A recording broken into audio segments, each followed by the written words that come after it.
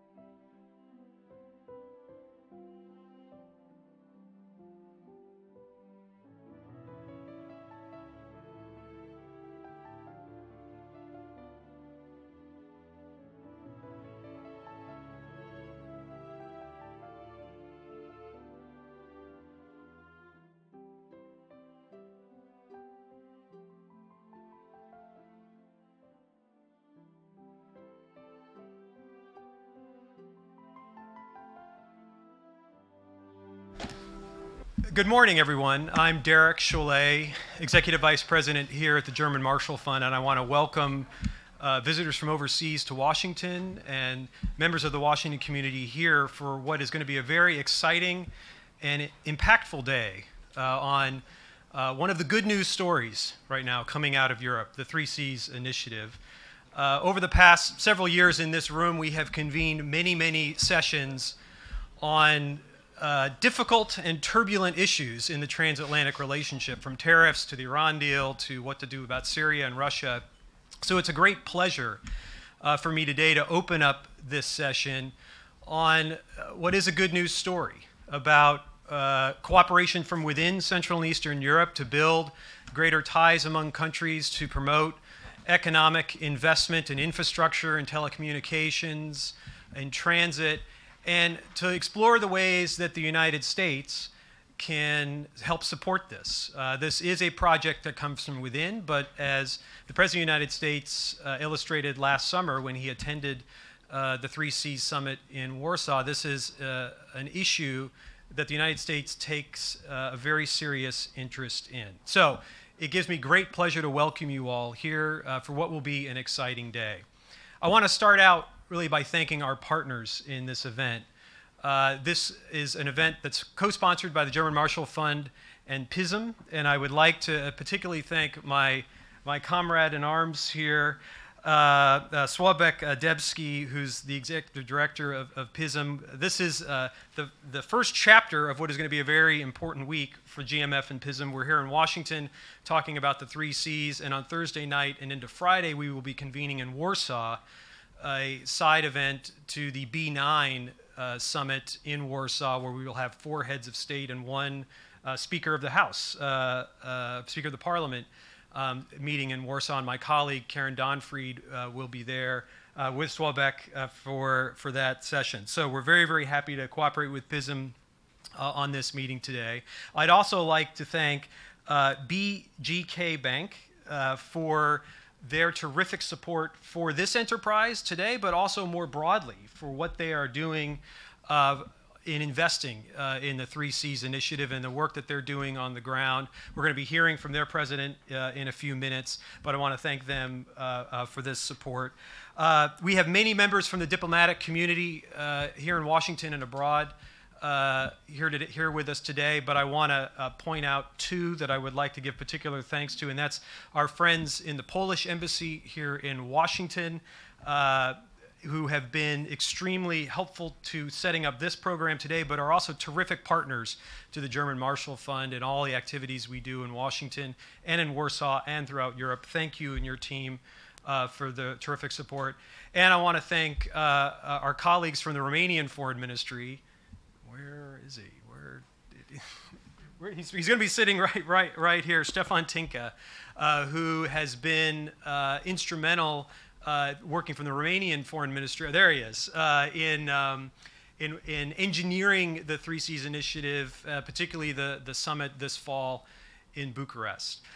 So, without further ado, I'd like to turn it over to Sławek to offer some brief introductory remarks, and then we'll get on with today's program. Thank you very much for being here.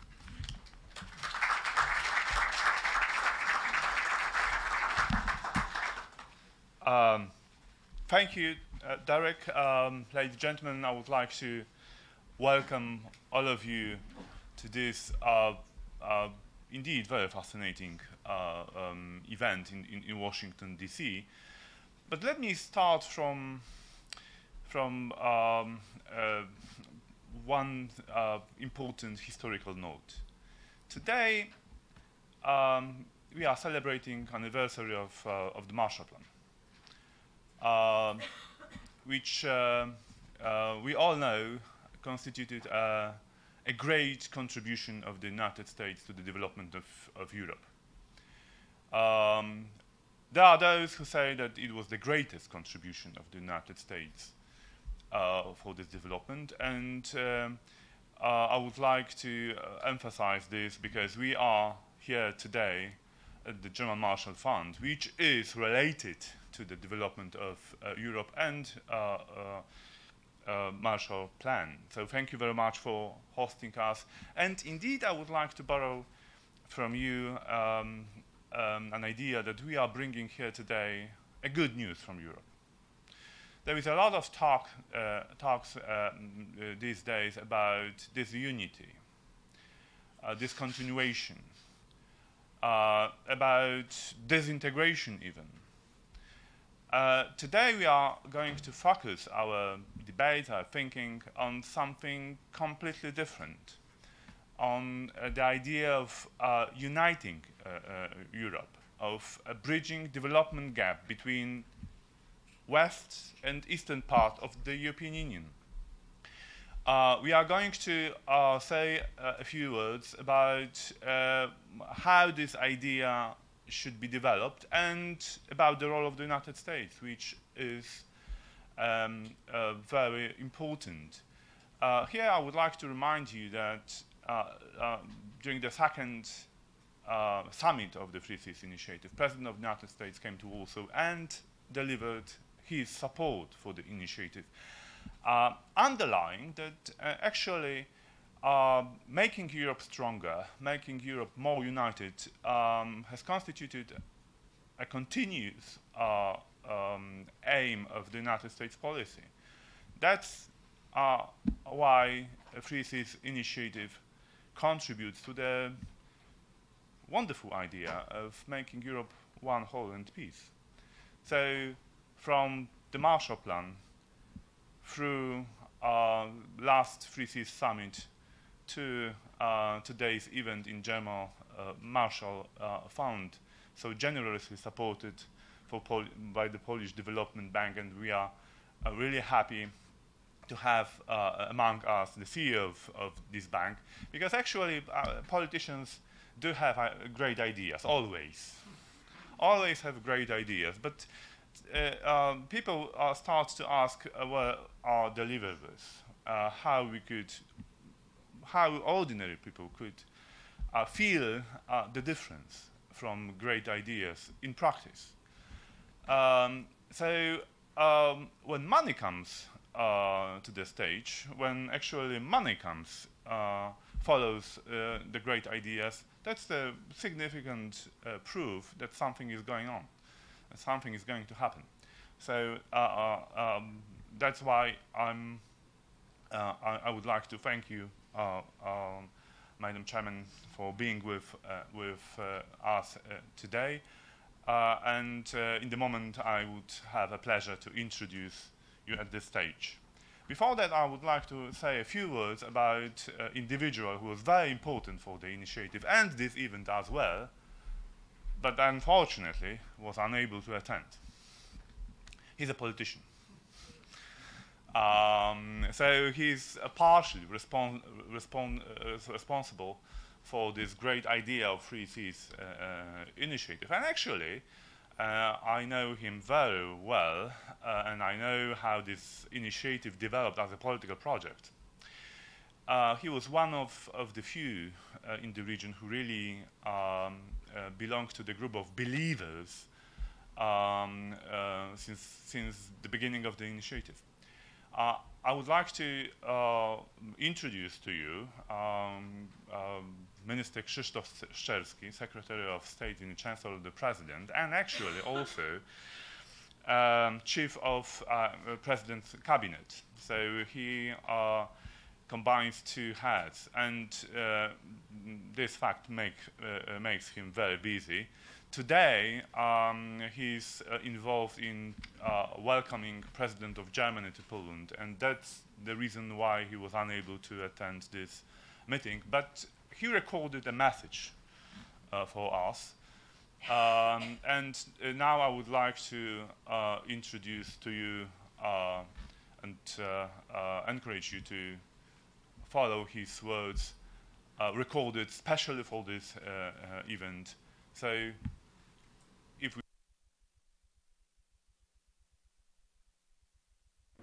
Excellencies, ladies and gentlemen, thank you for organizing this important conference regarding the cooperation within the framework of the Free Seas Initiative in Washington. It is a good opportunity to describe in a few words current state of affairs of the initiative, to highlight its significance for deepening the cooperation of the Central and Eastern European countries, and last but not least, its value added in the strengthening of political and economic ties of the Three Seas region with the United States. In 2018, the Three Seas Initiative enters its decisive phase. It moves from the theoretical stage and the political meetings at the level of the heads of states to the phase of practical implementation.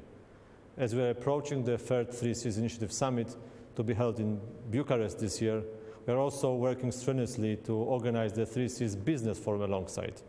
Apart from the companies from our region, American enterprises and the EU sectoral commissioners will also participate in the forum. This economic component of our partnership within the framework of the Three Seas Initiative is further supplemented with the establishment of the Three Seas Fund.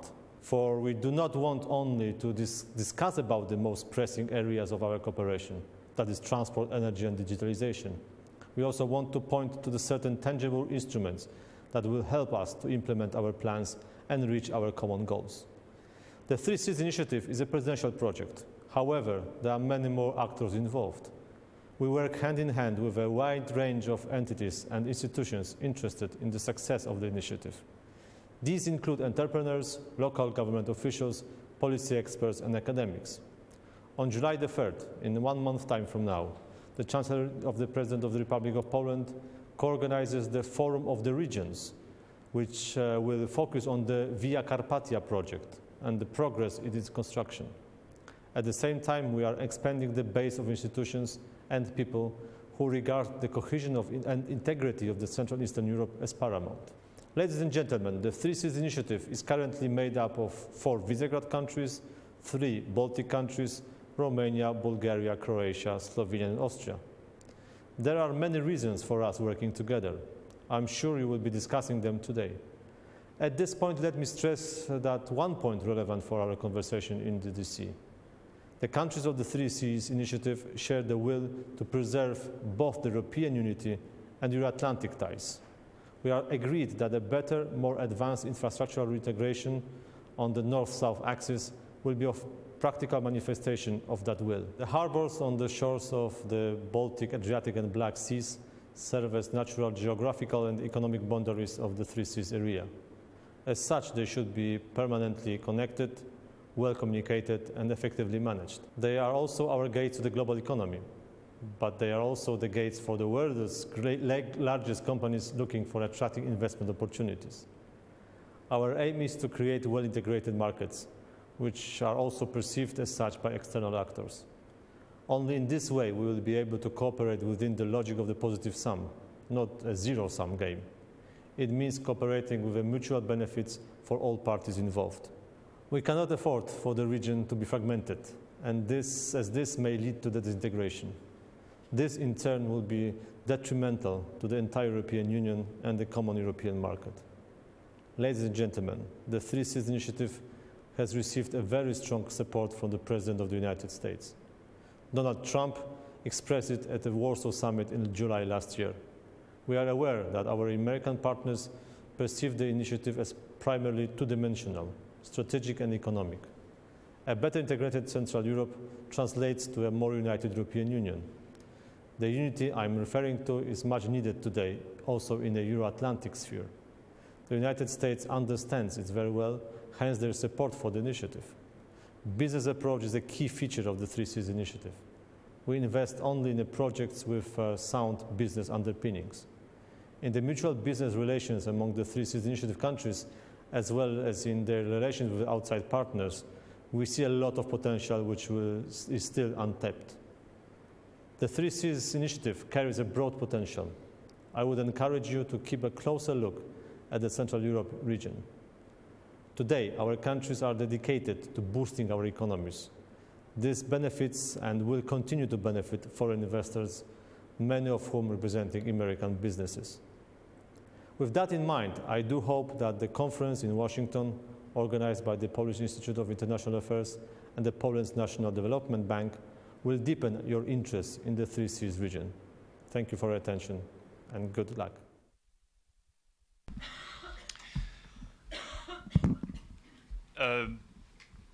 Again, I would like to borrow a few keywords from the speech. First, common market. development of interconnections between countries situated in the middle of three seas of Europe. Money, because some funds have been mentioned as well, and business opportunities. Three Seas initiative is oriented on business to business opportunities, and that's why I would like, and I have enormous pleasure to welcome at this stage the CEO of the Polish Development Bank, Beata Daszyńska-Muzyczka, who would tell us a very important story about not only about the bank in charge of which she is, but she would tell us a very important response to the answers to the question all we have in our minds. How we, I mean, Euro-Atlantic community, people in Central Europe, people of Europe, could benefit out of this project, and how we could contribute to the very idea. So, without further delay, I would like to welcome at this stage Madam Beata Daszyńska-Muzyczka.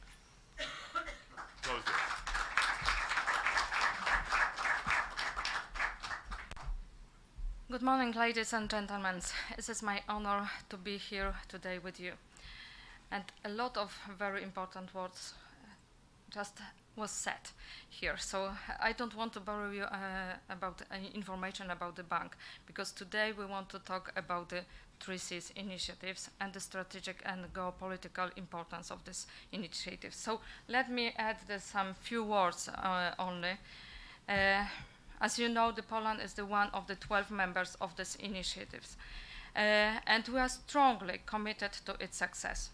What does the 3Cs initiative stand for? The answer is easy. The 3Cs initiative stands for both the stronger European Union and the stronger transatlantic cooperation. This important European project has been supported by the United States since beginning. It is continuation of the finest tradition of the American foreign policy. The commitment of the President Trump administration to the 3Cs initiatives is crucial for its success, and we are delighted to have it. I'm convinced that the battle of tomorrow in the global economy will very much depend whether the transatlantic cooperation will strengthen the eastern flank. It is a geostrategic and economic initiative of the US and Central Eastern Europe, which would have the ability to rewrite the economic map of the world by connecting the North and the South and reshape the global supply chains.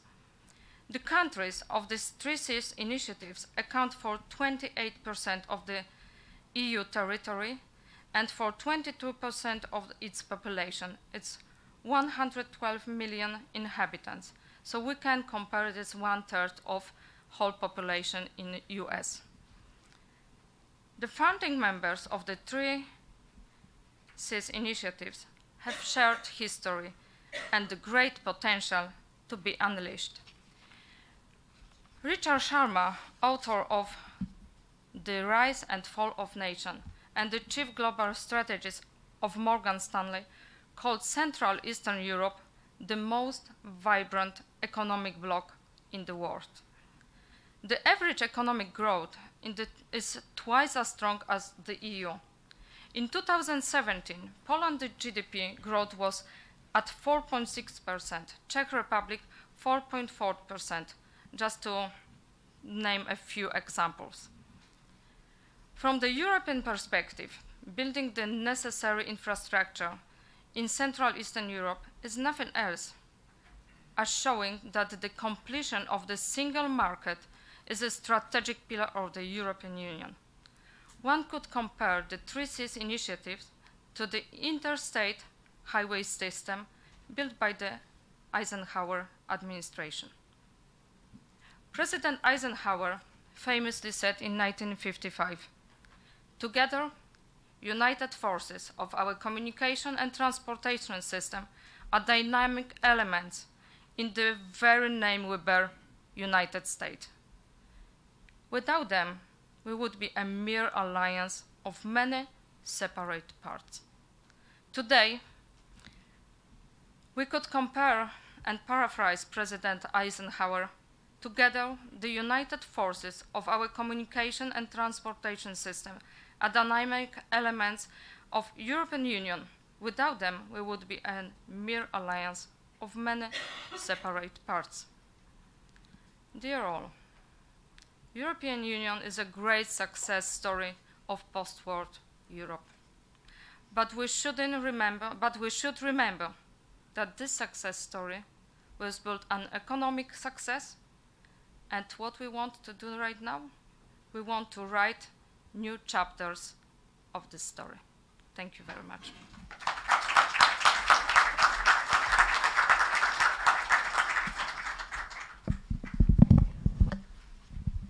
Okay, if I could call up the first panel to the stage, and we're going to do a quick set change here. And this first panel is really going to try to kick things off. It's going to be led by my colleague Jamie Fly, who runs our geopolitics and our Asia work here, but is someone who has vast experience in Washington and most recently served as Senator Marco Rubio's foreign policy advisor. And we're looking forward to kicking off the day with this distinguished panel. And so without further ado, as everyone gets set up, Jamie, over to you. Thanks, Derek. And I think one of our panelists may still be en route, but I think we're going to get started, and she'll hopefully join us as we're underway. So I'm Jamie Fly from the German Marshall Fund, as Derek said. This panel, as I understand it, is intended to be a sort of framing conversation, both about the initiative and then also the current regional context. It's a very interesting time, obviously, for Central and Eastern Europe and U.S. relations with Central and Eastern Europe. Today is a very interesting day, certainly for U.S.-Polish relations. We have our ambassador-designate to Poland having her confirmation hearing this afternoon. We also have Wes Mitchell, I think, in about an hour, giving a speech at the Heritage Foundation laying out the administration's Europe strategy. So today we will hear a lot about the importance of U.S. relations with Central and Eastern Europe. I think some topics that I'd like the speakers to address, in addition to just framing the conversation about the initiative, are also the long-running concerns about how the initiative relates to the broader EU member states and what the relationship is with Brussels. I think it's also interesting to look at another big initiative out there, the Belt and Road Initiative that the Chinese have been pushing, which ties into Central and Eastern Europe through the 16+1, or at least the Chinese would like it to, and how that relates to all of this. And so to do that, we have a very distinguished panel. You have the biographies in front of you, so I won't go into great detail, but immediately to my right, we have Bartosz Czachowski, who's the Undersecretary of State for Development Cooperation, European and Eastern Policy at the Ministry of Foreign Affairs of Poland.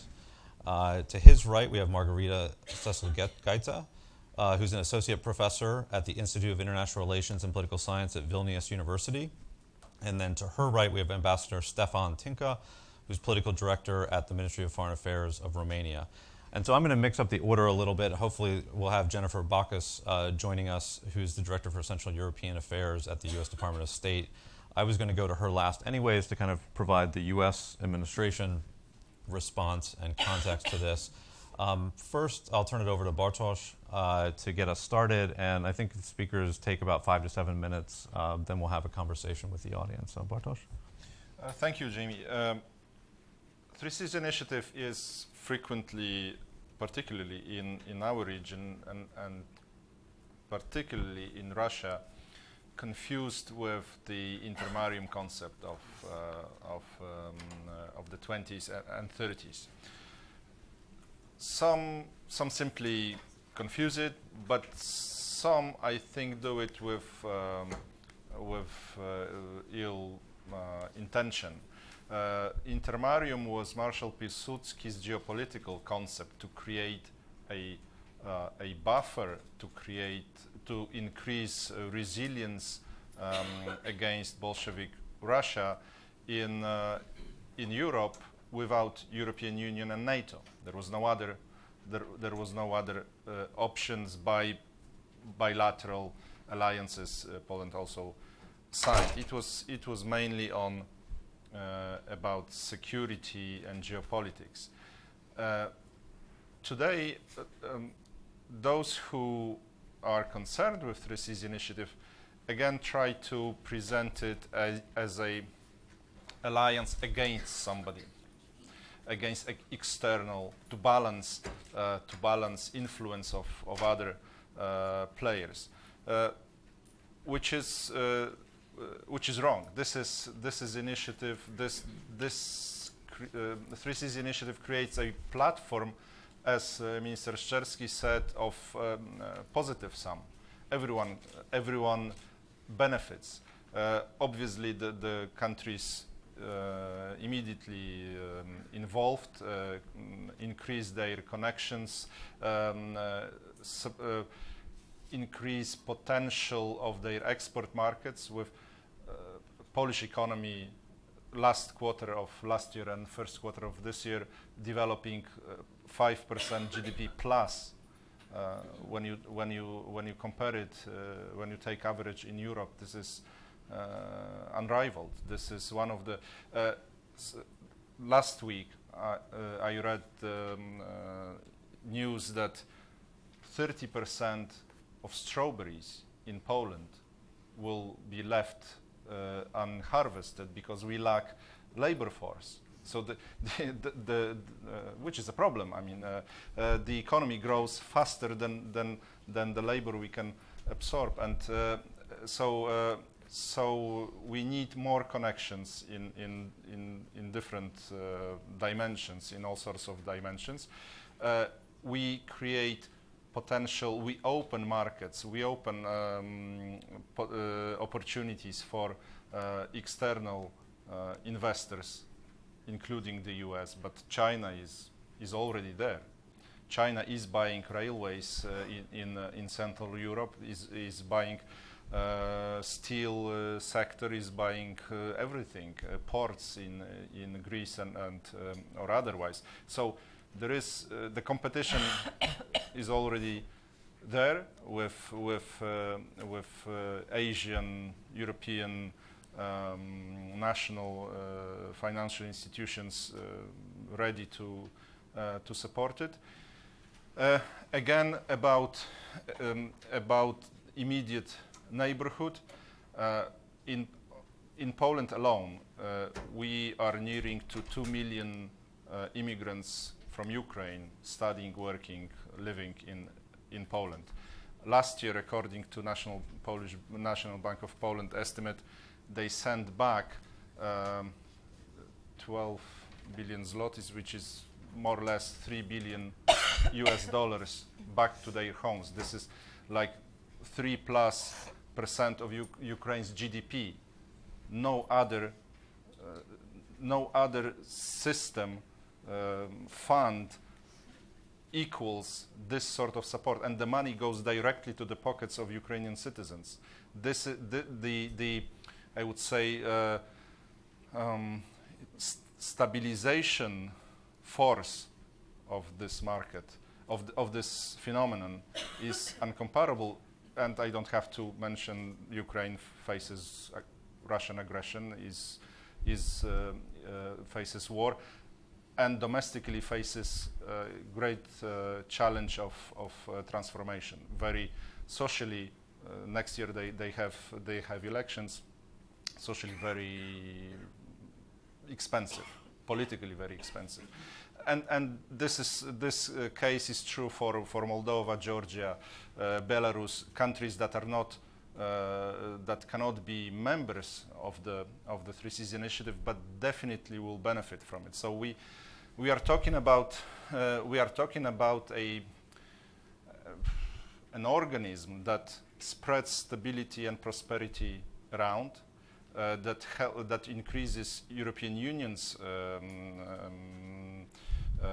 potential and strength, resilience, and competitiveness in the world, because we catch up with intensively developed markets of Germany, France, Italy, etc. We directly or indirectly create a way, a mechanism for NATO and the European Union to come together to increase mobility in our region. We need more security to be more prosperous, and the region obviously faces threats and challenges on a scale unseen since Second World War, and we need to help our troops, our armies, to move more swiftly within the region, and Three Seas Initiative is also about this. So we have economic aspect, the strategic aspect. Madam Muzyczka told us, and Minister Szczerski. And finally, I believe this is it is about the good news that I mentioned. We have for certain reasons, objective reasons, we have a long list of divisions or disputes. Three Seas Initiative is about cooperation and positive sum to everyone, and I strongly believe we can deliver. My first foreign trip as Undersecretary of State was exactly a year ago, when I accompanied my president to Croatia, and we had a business forum there. And I have to admit, I have to confess, before this business forum in Zagreb, I thought Three Seas Initiative is a nice political idea. But when I saw CEOs of railways, energy companies, food stores, etc., immediately finding common interests, immediately coming up with ideas, with contracts, I joined the ranks of believers in Three Seas Initiative.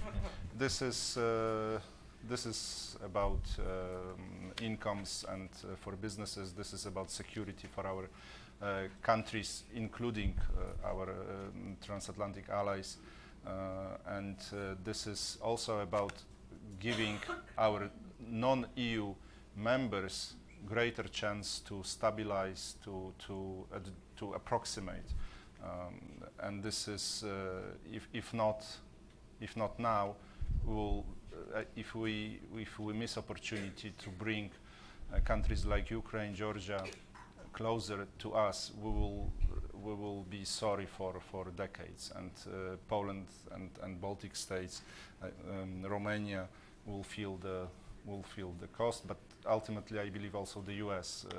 will be challenged if we miss this opportunity. Thank you. Ambassador, why don't I turn to you next, given that Romania is going to host the next summit? Thank you very much. First and foremost, to the organizers, the US and the Polish organizers for this event. It's a real pleasure for me, and to make a point about on how we deal with the summit, the incoming summit, where we are with the preparation. Let me start with let's say a short comment on about the initiative, and let's look at the title, From Warsaw to Bucharest. From Warsaw to Bucharest, we don't have a direct highway. From Warsaw to Bucharest, we have 3 flights, I think, lot flights, not Taron flights to Warsaw. It's decent. There is a railway, as far as I know, but it needs some upgrading. It's not very good fit. On the energy picture, I think it's not far from this reality. And I think there is an emerging tendency from Warsaw to Bucharest, rather than the other way around, of some investments. So not so many investments from Bucharest to Warsaw yet. Trade is picking up both ways. So I think from Warsaw to Bucharest, this is the reality which underpins the initiative on 3 Cs. Summit in Warsaw last year, that's the place where our president committed himself to host the next one, 2018, from the firm belief that his other initiative, the B9, which is more eastern flank, more security and defense oriented, needs a counterpart on the economic trade area so that the two are mutually reinforcing. So this was the background on which, and I think there was an issue around Warsaw, who will host the next summit. We said we will do it. And this will take place, now it's confirmed, on the 17th and 18th of September in Bucharest. In the preparation of this third summit of the initiative, we have underscored the following prerequisites. First of all, we would need this third summit to propose to put forward some concrete projects. It's not the first such exercise. There has been an attempt a year ago, or a year and a half ago, to map all the existing cross-border, multi-country projects that exist, and we had quite a thick catalog. Of course, our idea is to come up with a short list of really strategic, really C2C projects. So this exercise is underway. We have done our internal exercise of scoping possible projects. I think a number of countries also reacted and presented their projects. Now our idea is to, first of all, to see which of those really concern, as we have asked, more than 3 countries in order to have a regional outreach. It's not cross-border or national. And second, we expressed our intentions to put forward, if possible, completely new projects, not existing ones that would need another label, which is 3 Cs. So the idea is to look for new projects, or at least projects that are beyond the half. And finally, to look at bankable projects, because we can imagine great ideas on energy or infrastructure, but they need to have some financial feasibility and realistic. So I think in the near future, such a list might be ready to be shared and agreed among the participating countries. The second deliverable that we pressed a lot, I think it comes from Warsaw, was the business forum. Business forum, now it's confirmed, it will be on the first day of the 17th. The next day would be the summit as such. The business forum is important because it should get the business not only from the 12 participating countries, but we aim also to involve, and this would be the new feature, we involve business and ministers, economic ministers from Western Balkans, from our east, like Ukraine, Moldova, from the EU and the US. So the idea is to go for a larger format, not only with the 12. The business forum is important because if the summit will focus on delivering on interconnections, which is the name of the game in Europe and also globally, we should make sure that there is a direct application at the level of business. And here, business has a role to play because they are the main beneficiary of raising interconnections. And also, the first day of this forum, we will ensure the signature of a joint declaration of all the chambers of commerce from the 12 countries, because also our aim is not to have a yearly event. The Chamber of Commerce play a crucial role in ensuring there is cooperation, there is something going on between 2 successive summits. So this would be the three main features, I think 3 important deliverables, and we are quite optimistic if there will be a success along the 3 lines. I think the whole summit is a success, and it will deliver a roadmap for the future and how we structure our further cooperation on the 3 Cs. Now let me say a few words about the two distinguished guests that we'd like to see. First is Europe and then the US.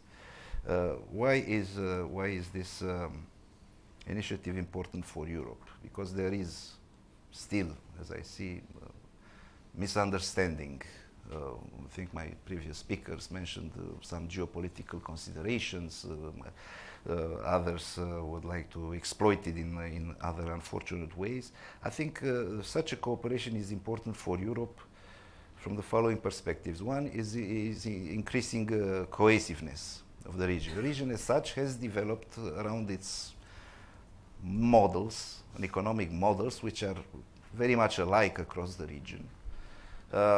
And we are seeing now, again, it's not a question of dividing East-West again. This is an unfortunate idea. Nobody has this in mind.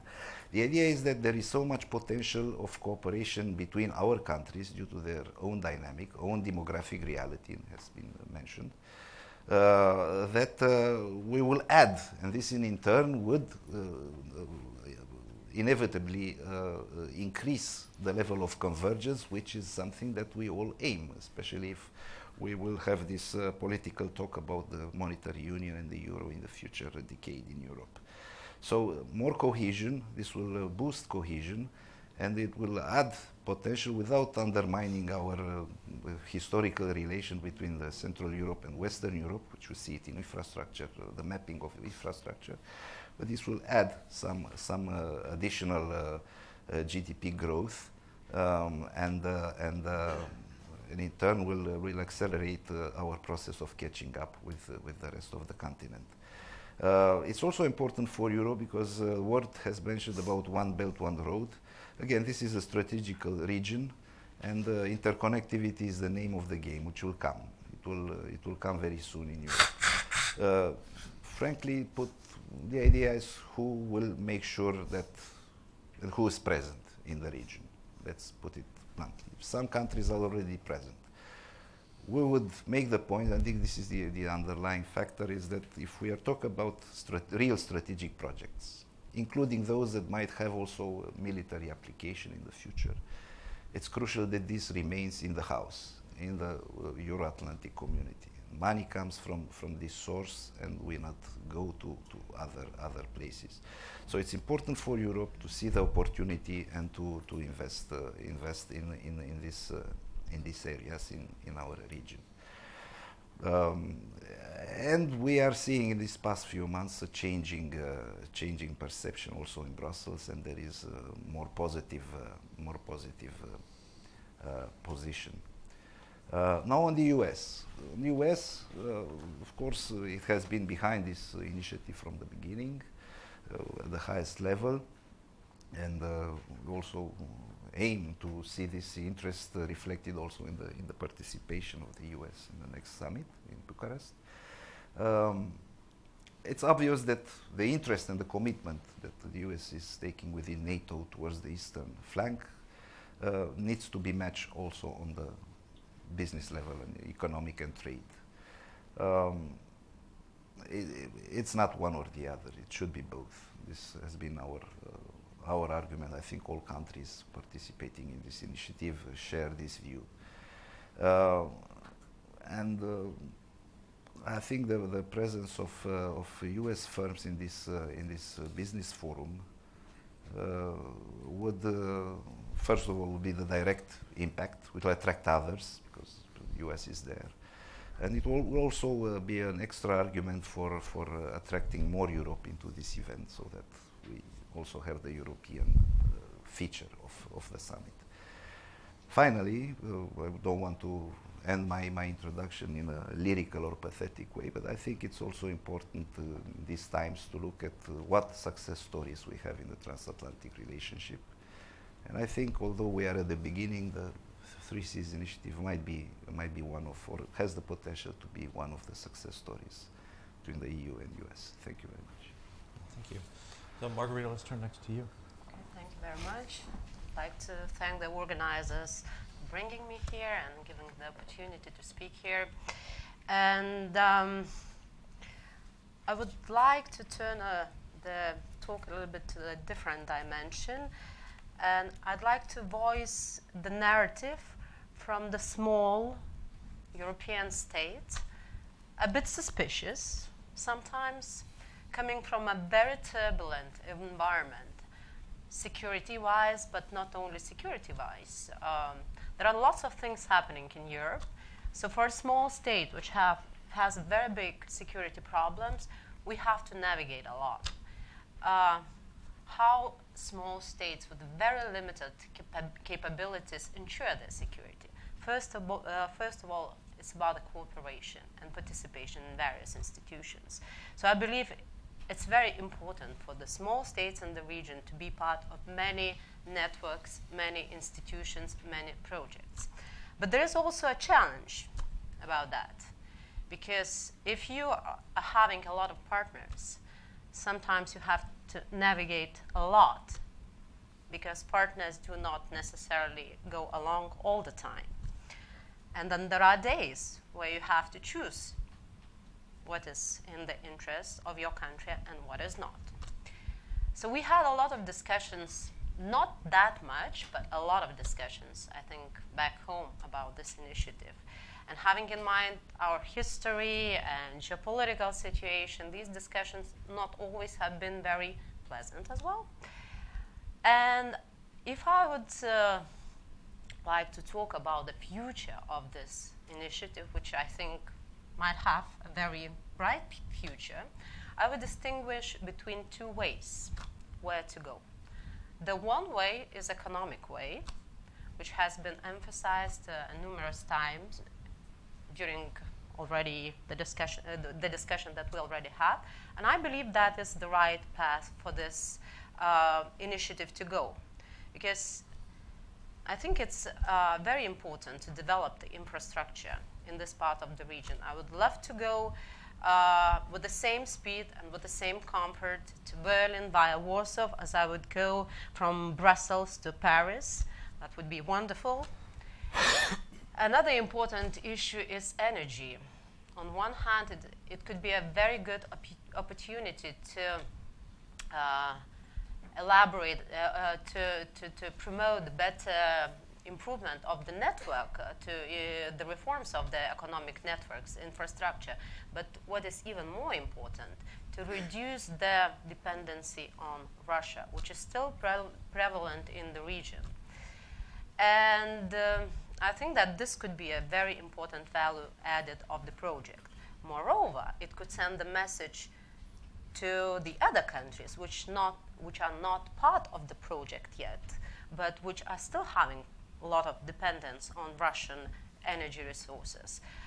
For example, there is now a lot of discussions in the region on the future of Nord Stream. And why we are having this discussion? It's not that we are having major disagreements with the countries who are participating in this project, but these countries have a very high degree of dependency on Russian energy resources. Maybe this initiative could be also a format to discuss these issues and to have one voice and to speak with our partners in one voice. The third very important aspect of this initiative that I can emphasize is better cooperation with the US, also in energy projects, business projects, infrastructural projects. We are in Central and Eastern Europe always emphasizing the importance of the US for the region. And first of all, due to this very serious security concerns that we have in the region. And there's always one of the major goals for the small states and for the bigger states of the region to keep US in. So if this initiative provides us an opportunity to keep the US interested in the region, I think it also brings a very big value added. But then now looking to the other side, playing a bit of the devil's advocate. If this region becomes a more political project, if this initiative becomes a more political project than economic, what we could face. There are already a lot of disagreements in Europe. If we try to create various political cooperational formats within the Europe, there is also a danger that we would spill more oil into the already big fire over a number of issues. The participants of the project are very different countries. And there are several aspects that they would have different opinions on. First of all, I would say it would be Russia. We have Poland, Baltics, Romania, which have certain opinion vis-a-vis Russia, but on the other hand, we have Austria there. Then we have the Eastern Partnership countries were mentioned as a potential for cooperation. I know that certain oligarchs from Ukraine who fled after the crisis, Ukraine lived in Austria, and then they have still influence over the processes in Ukraine. So how we would deal with these issues? Another important dividing line potentially is the attitude vis-a-vis the integration in Europe, sovereignty versus more integrationalist approach. Some of the countries have quite big support for the better integration in Europe. Like we in Baltics, we see this an opportunity because we are a small country. The better integrated we are, the better opportunities for us are to influence the international system, to influence European politics. But I know that we would have disagreements with Poland, would have disagreements with Hungary, and that could raise some tensions. And also, there is also a different attitude about how things have to be governed inside the country. And I know that Poland had some disagreement with the European Union, and although we show our all support to Poland in this dispute, but probably the countries within this group, not all of them have the same opinion regarding these issues. And that could be another point for possible tension. And last but not least, as I mentioned at the beginning, there are all sorts of various formats of cooperation. And I think that in order to make this initiative a success, first of all, it should be concentrating more on the economical aspects, but as well it has to be quite inclusive. Inclusive in terms of not closing the doors for the other countries, like EAP countries. It's very important. They also could participate, but also Nordic countries, which have lots of interest that to share with the countries. Like it was mentioned that one of the most important goals of this initiative is to ensure European integration and Euro-Atlantic bond. And I think for the Nordic countries, it's also a very important, goal. So more economic project and very inclusive project. And then I believe it has a very big chance for the success. Thank you. Thank you. So Jennifer, we'll turn to you, and just to frame it as I did at the beginning, I think it'd be interesting to hear both the administration's thoughts on the initiative. Obviously, we've heard about President Trump's endorsement of the initiative, but also what the administration is thinking and what the State Department is thinking about broader policy towards the region, especially with Wes's speech here this morning. So thanks for joining us, and interested to hear your thoughts. Thanks. I actually will take a more historical perspective on this and probably keep my remarks pretty short to give people time for questions. So, of course, the United States has been involved and a supporter of Central Europe for centuries now. It started, of course, with immigration, as most things do in the United States, but continued, particularly this year, we're celebrating the 100 years of Wilson's 14 Points, the 100 years of the creation and recreation of a number of nation states within Central Europe. And if we look back to that period, 100 years ago, you'll understand very clearly why the United States is a supporter in the 3Cs initiative. So it's been almost 30 years now since Central Europe recovered their freedom and the transition from communist repression and socialist stagnation to democratic freedom and market prosperity. By joining NATO and the European Union, the countries of Central Europe have freely chosen a transatlantic orientation for themselves. Central European countries have achieved much in the last century, despite the obstacles, and they continue to strive to achieve a better future, and we, the United States, want to support them in this. We remain a partner, as we have since 1989 and since we did back in 1918. We view the 3Cs initiative as an opportunity to advance that process. Last year in Warsaw, President Trump noted this initiative offers opportunities to transform and rebuild the entire region and to bind the region to all of Europe and indeed to the West. But the work of integration, as you've heard here today, remains a work in progress. While East-West integration, as everybody has noted, remains maybe very strong, North-South integration, integration within Central Europe, remains comparatively weaker. That's why strengthening regional transportation, energy, and communication infrastructure is vital to building regional cohesion and prosperity. Fostering regional cohesion and prosperity is a win-win proposition. A united and prosperous Central Europe can better assume its role as a partner in the larger process of European integration. Far then from competing with the goals of European integration, we see the 3Cs initiative as complementing them.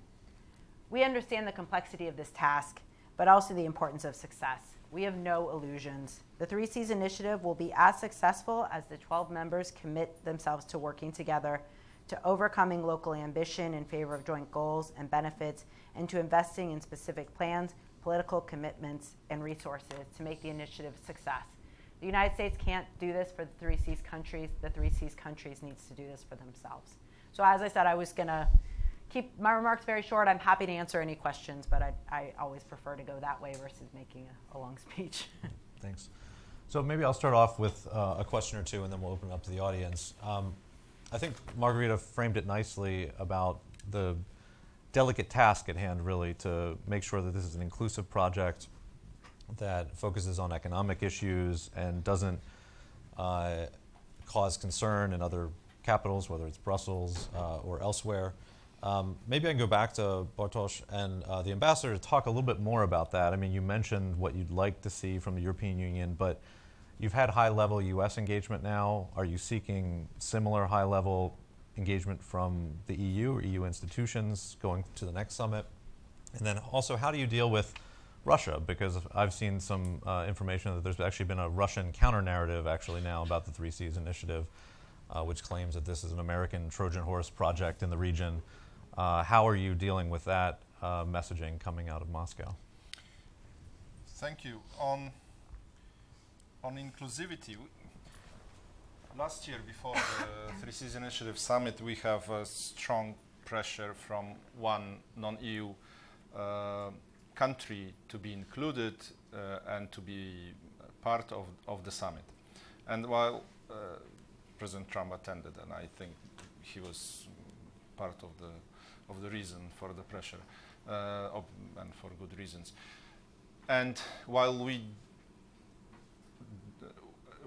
support the inclusivity approach, including formally this non-EU country would exactly develop the initiative toward geopolitical project, and we don't want to do it this way. We have a very delicate situation in Europe where policies on major issues like relations with the US on one hand, with Russia on the other, became a domestic issue. Government coalitions are built or disintegrate, divorce, because they cannot find compromise on US or Russia or immigration. In this respect, we have to acknowledge and we have to respect this delicate situation in many, also including G7, European G7 countries. where we would spend months before the government are with parliamentary majority are fixed. We have to balance. We have to be. We cannot be hasty and include. And exactly what Margherita pointed out, we don't want to transform it into a political project. We perfectly understand that for some EU countries, Poland is too big. Simply, we have it in Visegrad country, where in Visegrad group, where exactly some smaller members of the group are hesitant about Poland's leadership. We very much try to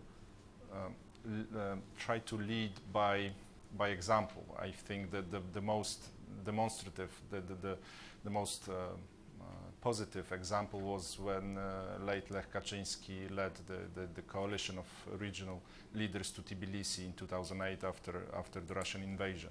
This is the role we see for ourselves, and not by coalitioning the region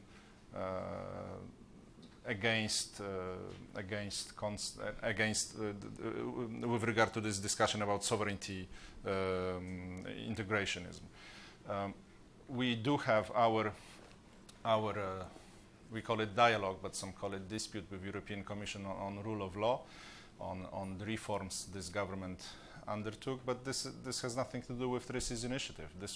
We do believe that the reforms of the judiciary, of tax policy will ultimately attract more investors, because if there are people in this room who invested in Poland and had anything to do with Polish courts, you know the problem. This system doesn't work. Simply, our courts are ineffective, corrupt, and we need to drastically change it, and we will drastically change it. But this is not for 3C's initiative. The initiative, like, if you have a really big project, billions dollar worth project, you need political umbrella, political support. The investors have to know that the governments are in and not against. But you cannot, without governments, you cannot build like NLG terminal in Świnoujście or Klaipeda. You cannot build, within 2 years we will start construction of Baltic pipe to supply Norwegian gas to Poland and Central Europe. This is going to change the situation. You cannot build it without governments, without guarantees from the banking sector. It's simply too big. On Russia, there's this the same narrative is being used against 3C's initiative as always. Russia tries to exploit the tensions that are there. Tensions, for example, Polish-German tensions or Polish-Ukrainian tensions, and present the 3C's initiative as kind of post-intermarium project, geopolitical, with those Poles who are, always trying to take the lead and be the chairman of everything. This is not the case. Poland's position is very well balanced by Romania, significant major player when it comes to security and defense in the region, also as a US ally. Hungary, very vocal, just geopolitically placed. There is no, I would say, it's not like in Visegrad that there is big Poland and smaller countries. This is a balanced project, and I wouldn't be suspicious of moving toward political idea. I perfectly remember my conversation, or rather me listening to Ambassador Semerkeni who's with us today. A couple of years ago in Okęcie Airport, when I listened to your concept of our region, very much dependent on as a kind of partner, but some subcontractor to German industries, to French industries. This is the case. We will not challenge it, and there would be no sense to challenge it. We have huge corporations, German, Italian, French ones, and our region is part of their of the system. US can join it. It's up to you. With imagine the consequences. We already have US troops in Poland in the enhanced forward presence mechanism. Imagine more military presence with your technology, with your procedures and standards. It would create new spheres of expansion for American companies and American producers. Criterion of interoperability would become even more significant. Imagine US LNG in the region to counter to open new markets. We are very much about the Three Seas initiative is very much about north-south connections. Today, the region is too much dependent on east-west connection. And let me finish with short remark. I wouldn't be myself from Poland if I wouldn't mention Nord Stream. This is the wrong east-west connection. We should do everything we can to stop. This is particularly when we witness for the fourth year conventional conflict in Europe. Some of us intend to buy more gas from the aggressor country to supply the aggressor country with more euros through the project, which will definitely make the victim state even weaker, even with less budgetary income. The project which develops without EU legislation, we all agreed to have. It's going to be now formally exempted from the third energy package. I mean, if we are serious about, we are frequently addressed with this issue of values, European values. You don't respect European values, guys. If you are serious about your values, EU legislation is the main value. Why you? So this would be about east-west connections. Otherwise, Poland is the only NATO member neighboring both Russia and Ukraine. We are the last interested in confrontation between West and Russia. We benefited from trade with Russia. We benefit from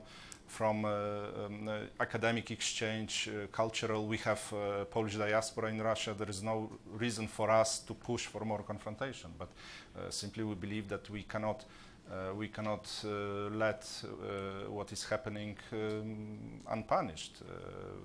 If we accept Russia's behavior in Donbass, in Crimea, in this hybrid sphere everywhere, including in the Baltic states and Poland, we are done. No, I cannot imagine businesses investing in our region if there is no respect for international law, if there is no respect for your own commitments, treaties you signed and then worth nothing. Thank you. Ambassador, do you want to add anything?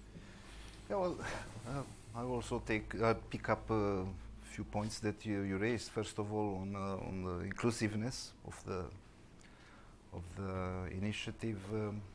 Again, I think here we all agree that nobody, I think, normally has something against involving countries which do not belong to the EU on specific projects of this initiative. I think what was the main idea is not to sell these countries an empty shell. So we said before going, I mean, the worst thing we can do is to enlarge the format before we have substance or critical substance on the table.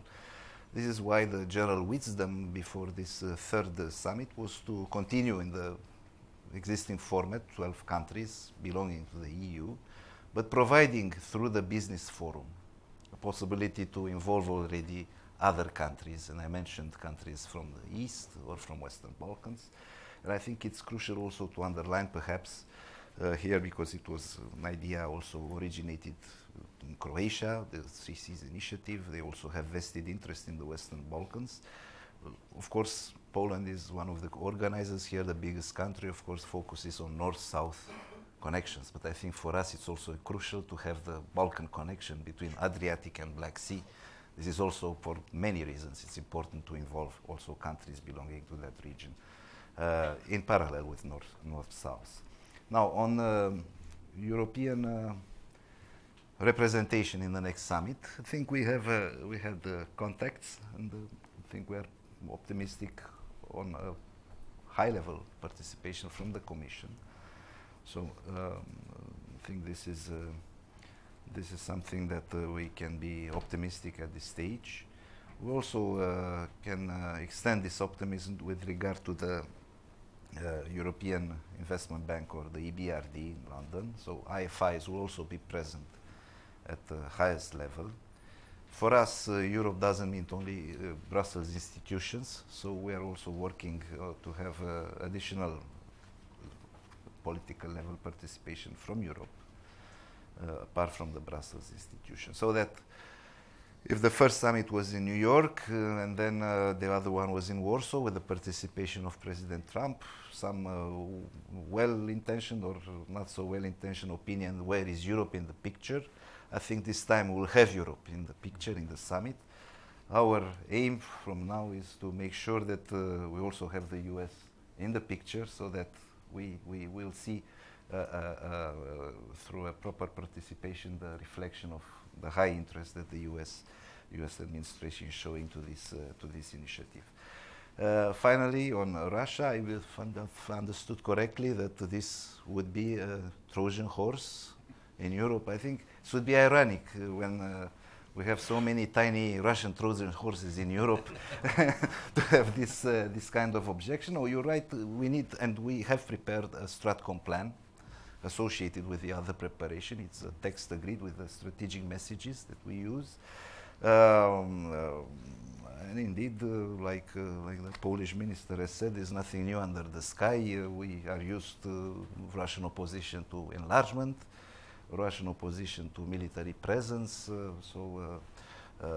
In this way, we are building our own resilience, and will resist to this kind of narratives. But you're right, Stratcom is crucially to. Margarita, do you want to add anything? Just a small point regarding Russia and inclusiveness. So I believe that the best weapon to fight against Russia is solidarity, and that's the best weapon, and that's the aim of Russia, to try to divide the European countries. And therefore, inclusiveness is very important. But when I hear inclusiveness, I want to be very specific about the inclusiveness of all European countries. And you mentioned Nord Stream, and I mentioned Nord Stream. And I think that it's a big challenge for the cooperation of the countries in the region. It's not only economic challenge, it's not only an energy challenge, but also security challenge. We have German troops in Lithuania. It's very important for us to have them, to continue having German troops. And I think in that sense, it is important to talk and understand that, you know, those countries are not villains by their essence, but the problem is the dependency that they have on Russian energy resources. And if you are a politician in one of these countries who participate in this project and who depend a lot on energy resources from this from Russia. What is the goal of the politician? It's to be elected or re-elected.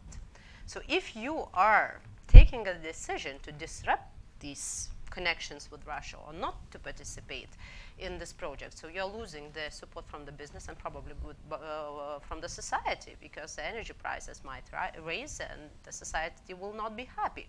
So it's a very tough decision for these countries. So by punishing and saying, naming and blaming, I don't think that this is a good strategy. I think it would be a lot better to talk and probably to sit together and just to put on the table our concerns. It doesn't always work. I know that there were a number of occasions when it didn't work. But the problem that these countries take the decisions like that because they have reasons to take the decisions like that.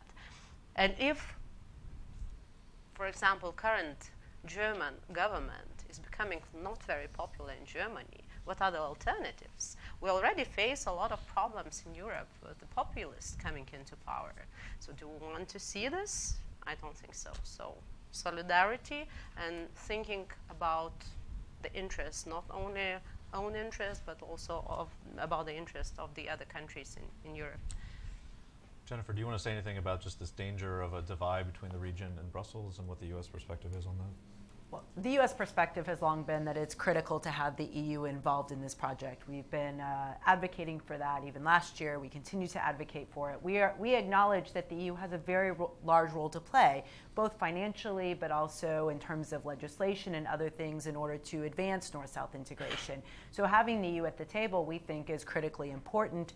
We're very happy that the Romanians seem to have made some progress on this, that the EU seems to be understanding that this is not that this initiative is not about dividing West from East, nor is it about creating new divisions, nor is it about trying to compete with the EU as an institution. So we're very happy to see the EU is going to be there. It's been something that we think is critically important. And as for us, you know, we are in the region, we'll continue to be in the region. Of course, Russia is always going to play off of anything you do to spin it in the worst possible way.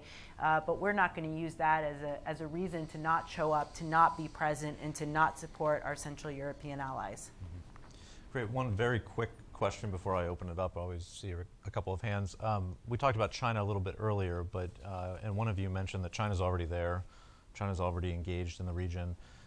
When you talk about like the business roundtable, how open are those settings going to be? Are Chinese companies going to be invited to forums like that? Are others from the Middle East going to be active? Will that be limited to U.S. companies, European companies? No, it's U.S., European companies, apart from the businesses from the participating and the neighboring states. And by neighboring states, of course, I don't mean Russia, I mean Ukraine, Moldova, I think Georgia.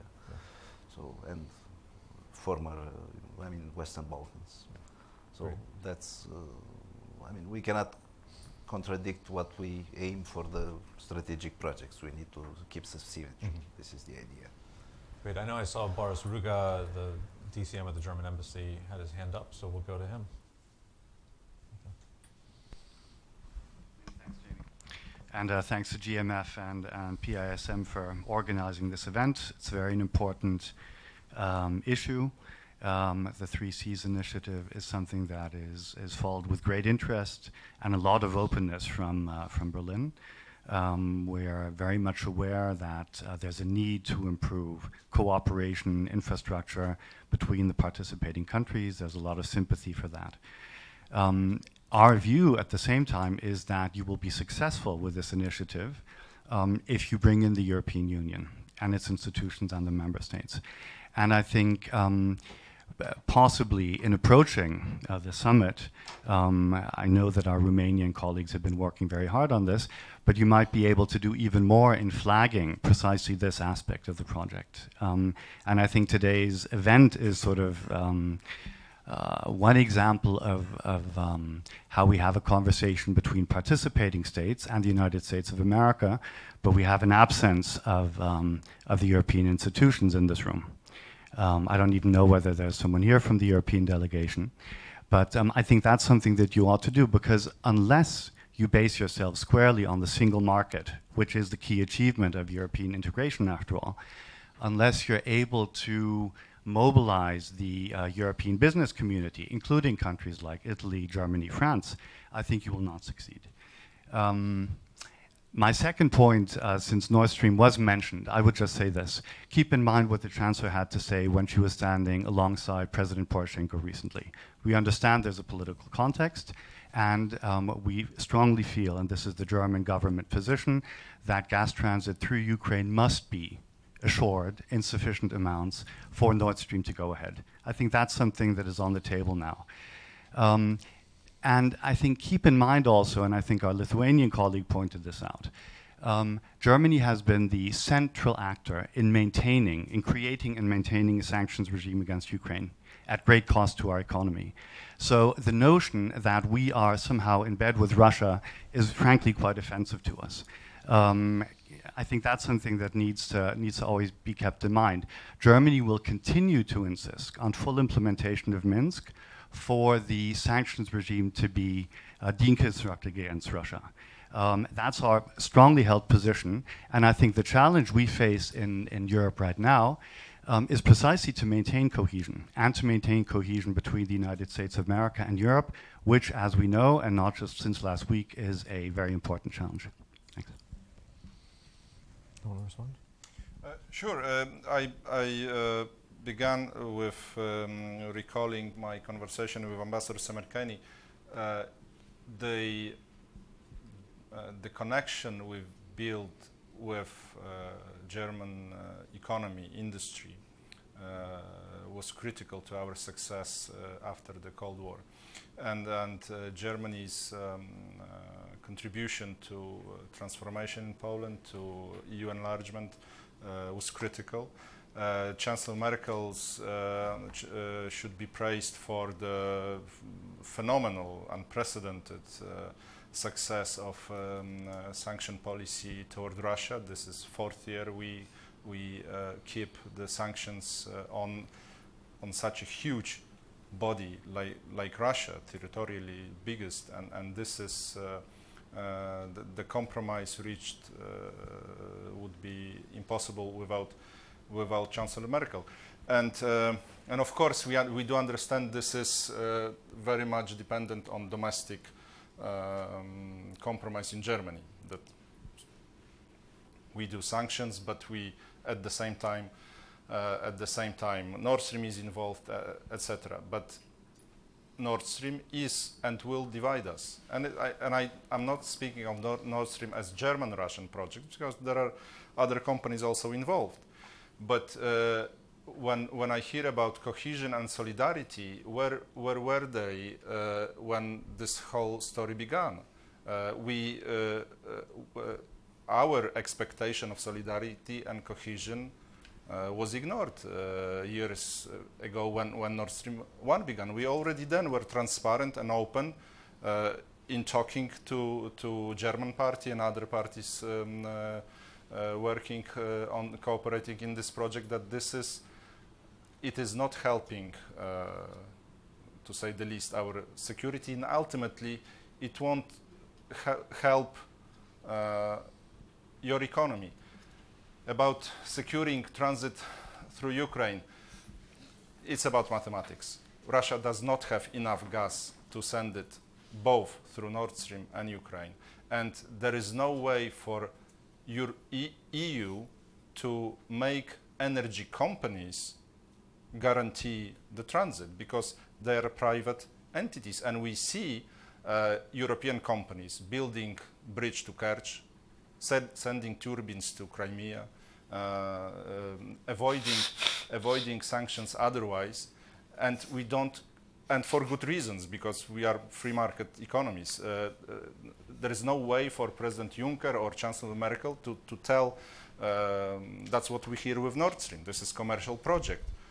German government cannot, or French government cannot tell E.ON or other company to do this or that. And so how can you do it in Ukraine? BND would control the pipe, or I don't know. doubtful. But yes, we noticed different tone in recently in Berlin's official statements. We are looking forward to continue our dialogue. We appreciate very much with German partners, with German allies, on how exactly do you envision this mechanism that could secure Ukraine's transit. But again, this is, I would say, one single major issue that divides us. Otherwise, on the process on adapting NATO to new challenges, Germany's role is very positive, and we very much appreciate our work together on it. OSCE, the mission in Ukraine, Germany is critical there. We have also obviously my issue of migration, that we have some differences, but it's much easier to talk to Germany than to some other countries in the EU on it. So it wasn't my intention to kind of put Nord Stream on the top of the list. This is not the major, and definitely it's not the only issue. On critically important EU's role in Three Seas Initiative, this is mainly dependent on cohesion funds, Connect Europe facility. Now the discussion about future EU budget and potential reduction of cohesion fund would be detrimental to Three Seas Initiative. Highways, railroads, particularly railroads, are built thanks to the cohesion funds in our region. So this is critical, and I believe EU will have senior representative in Bucharest, and very well. China shortly, and finally, China will continue and expand with one road, one belt, or otherwise the connection between Europe and Asia would develop, but it's not only about China. In Ukraine, Hyundai built fast trains successfully, and now Hyundai is offering Poland to join the Ukrainian network. Japanese are there. Vietnamese may be potentially very important, but China will inevitably be there, and we are generally open to it. The point is that Chinese credit institutions, Chinese companies prefer to work on, let's say, different principles than European ones. There is this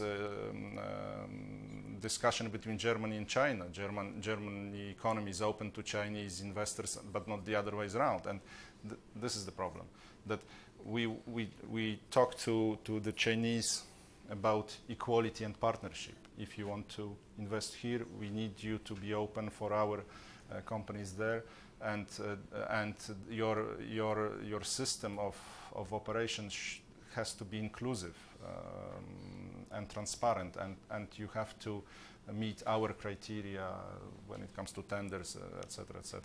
So it's difficult to work with them, but there is no other option. Anyone else want to jump in on any of those issues?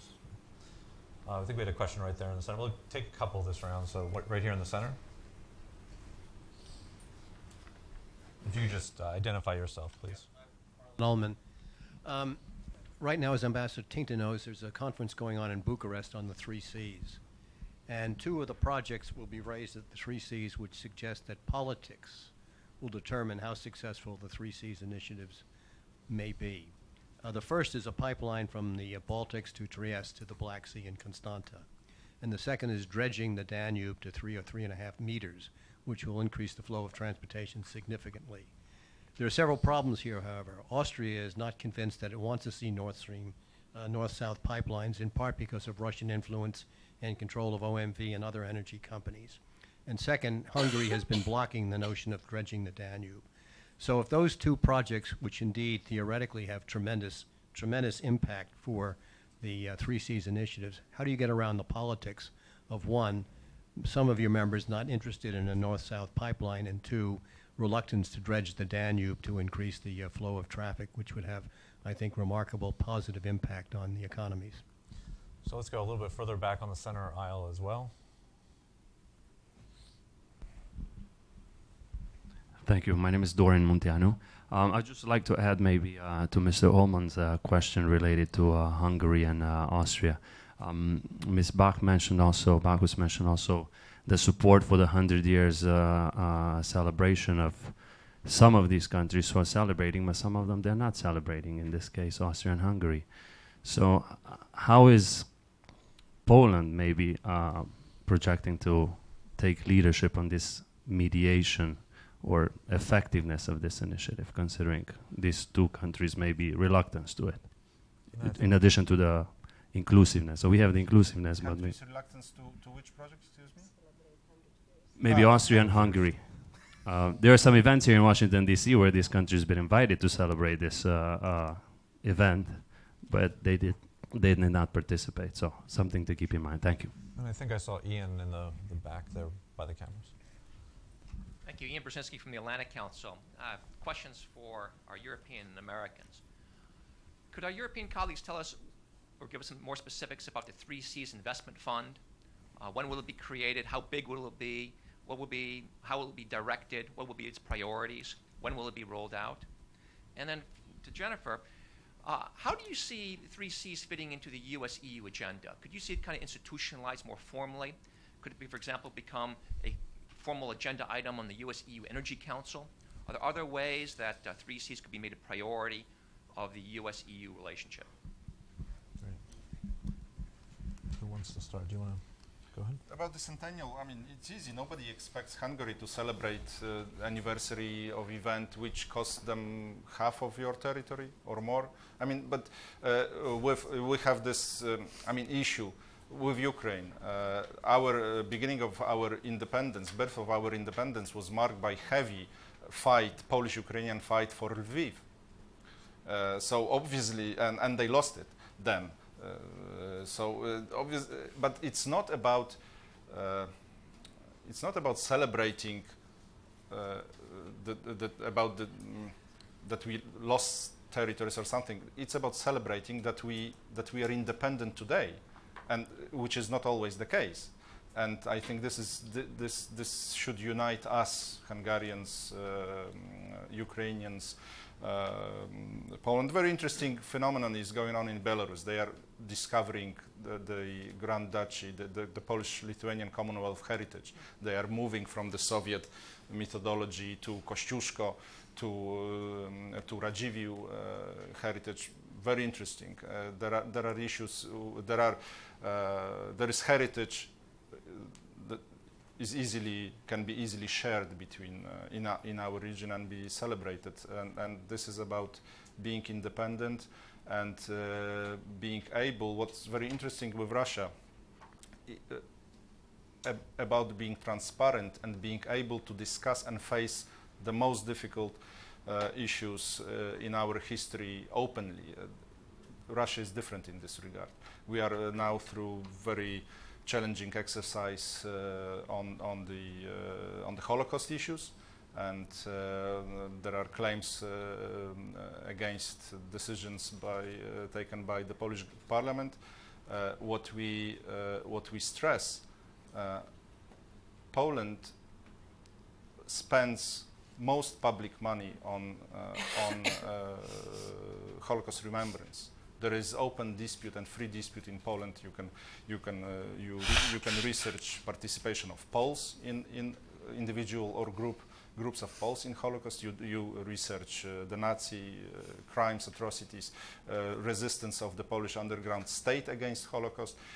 This is the role of our governments, to secure, to guarantee free debate, free research, and this should be important. I can imagine this should be important part of the centenaries celebrations that unite us.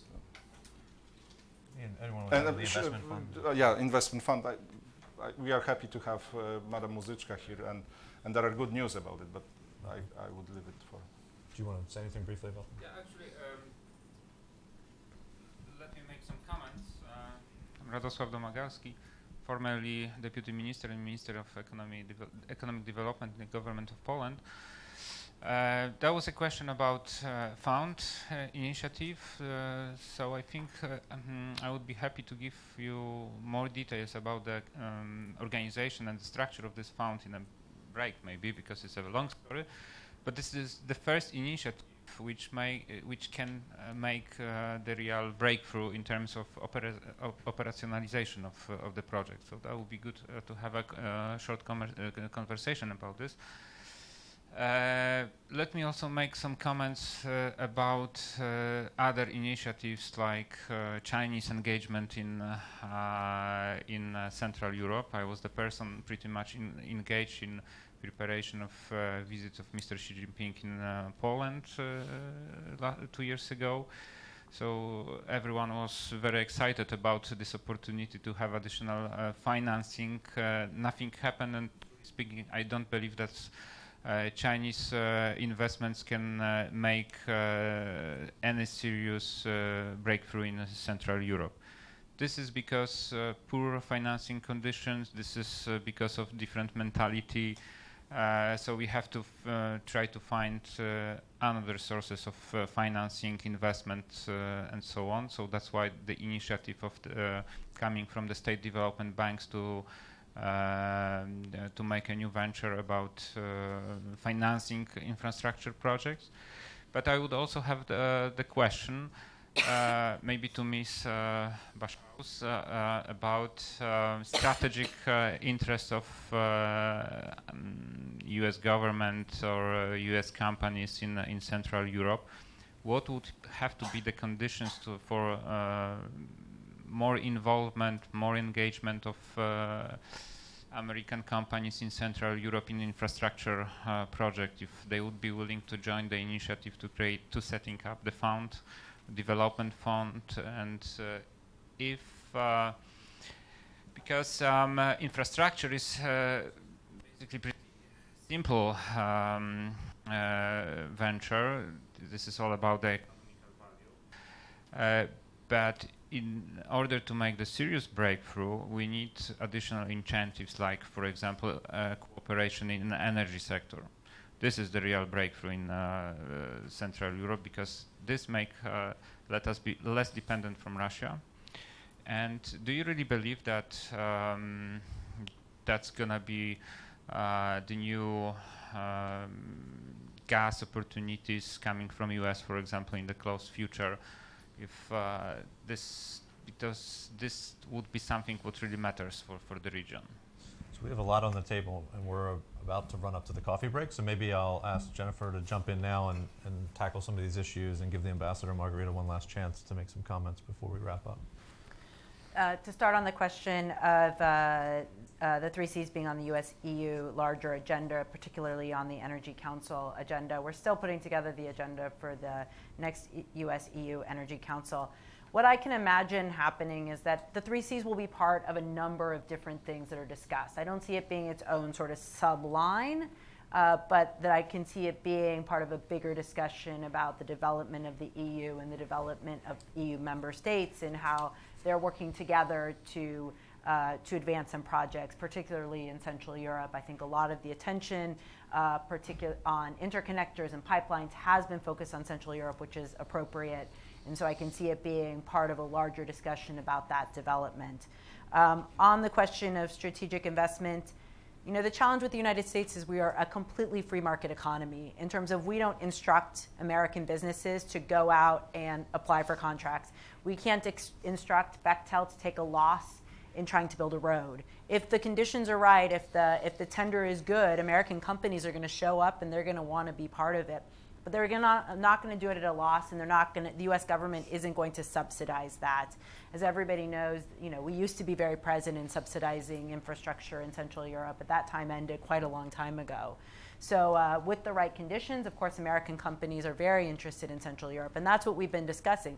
How do you create the market conditions that attract American businesses into Central Europe on these projects? Likewise with LNG, very interested in selling LNG, but American LNG companies are going to go where they get the best price. And if the best price is in Europe, they're going to sell to Europe. If the best price is in Japan, they're going to sell to Japan.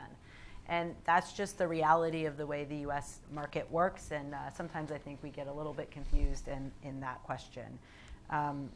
That was, I think, I guess the last thing I would say is the question, I would reiterate the remarks about, 100 years and how does Austria and Hungary feel about that? And we acknowledge that, the end of World War I was not a great moment for every European country, but I think we also view it as an opportunity that a lot of countries could reassert their sovereignty. And we do believe that sovereign, strong, independent nation states are very critical for the long-term success of Europe. I'll leave it there. Ambassador, any final remarks? Yeah, I was also a few minutes. First of all, Mr. Ullman said about the North-South energy corridor and dredging of Danube.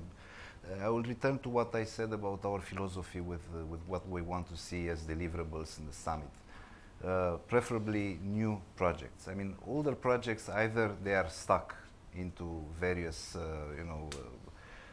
cross-border or national problems. Dredging of Danube has been there for years. It's, if you know, also part of the strategy for Danube. Actually, this should have been the first project of this already 10-year-long strategy of the EU. The same with energy. I'm afraid the picture is very mixed. We also have the BRUA, and again, what we would like to see is not get stuck into older debates. This is an idea. If we could overcome them and try, or at least find a new energy to find some solutions to them. So this would be my comment on what to do. I think potential for new projects and successful projects, consensual projects, is there. Again, on the question of the 100 years, we would also like to keep the bilateral, which is a wider kind of cooperation. That Hungary side must be fair at this stage. I think there is a change of there's a difference of attitude how it's going. But on the other hand, I mean, also point out that we do know that the Vatican the bilateral stake we have with Hungary on this centennial issue. So on the other hand, during this centennial issues, Hungary is very for instance, with Romania. There's a lot on the table, that's a lot. And because the high rate in interconnection and economic cooperation is there from Hungary in this size here. So it is not to make this so one of my neighbors let's mention the this initiative, very careful about that. What we see is Hungary is very active on this for us. It's really not actually in front to come over provider part we're working on. And one on the German colleague that I mean, we are doing what we can to have similar events in on continent in Europe, in Brussels. I really ignore today if the president, not sure I'm making my presence maybe if they've come as the minutes in the summit. I'm sure you are aware, very active also in Berlin, and I have some personal confidence to manage. I mean, personally, I would prefer to be more patient, and once we have a German, we are secured about the German agreement, this is long term. So I prefer to have more patience, convince Berlin, than have some rapid agreement and then cold feet. Thank you. Margarita, any final thoughts? I will return where I started talking about the solidarity and cooperation. It's very important for the small states, and majority of the European Union states are small states. And I think that the project we are successful, it has to rely on the solidarity and cooperation of goodwill among those countries, solidarity and cooperation, those countries maybe with the wider European Union. But there was one important point which has not been touched during this conference. It is very important. It's about the European and the United States. And we didn't touch upon the issue, but I think there are a number of issues which can make this can cause problems not only for the mutual relation between the European Union and the United States, but also this project. This project might end between the rock and hard if there are more disagreement on, for example, things like tax on steel products or other potential disagreements. So I think that, yeah, probably in the next sessions we can discuss a little about that as well. Great. Please join me in thanking her applause. So we're going to take a break for about 10 or 15 minutes and then resume for a panel on the role of transatlantic energy cooperation initiatives. So